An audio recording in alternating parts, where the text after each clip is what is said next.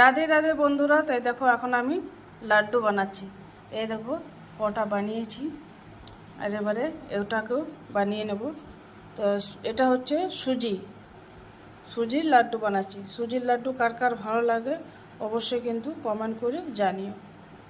এই দেখো ঠান্ডা হয়ে গেছে, হালকা কিন্তু গরম আছে, যেমন হাতে ছুতে পারবে সেরকম গরম থাকলে কিন্তু লাড্ডুটা ভালো হবে।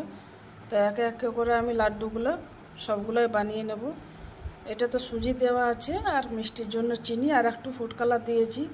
আর কালারটা কিন্তু খুব সুন্দর লাগছে, আর দেখো লাড্ডুগুলো কিন্তু খুব সুন্দর দেখতে লাগছে, বুঝছো?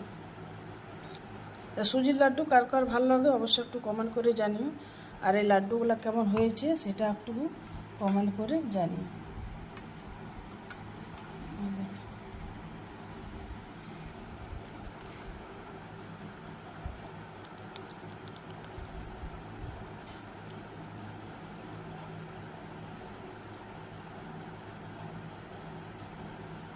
একটু শুকনো শুকনো রেখেছি, মানে খুব একটা ভিজা রাখিনি। মানে একটু শুকনো শুকনো থাকলে কিছুদিন লাড্ডুটা ভালো থাকবে, আর একবারে যদি ভিজা ভিজা যদি থাকে তাহলে সেই লাড্ডুটা ভালো থাকবে না। এটা এখন 15 থেকে 16 দিন পর্যন্ত খুব সুন্দর থাকবে, বাইরে ফ্রিজে রাখার প্রয়োজন হবে না। আর দেখতে কতটা সুন্দর লাগছে দেখছো, অনেক কিছু ড্রাই ফ্রুট দেওয়া আছে।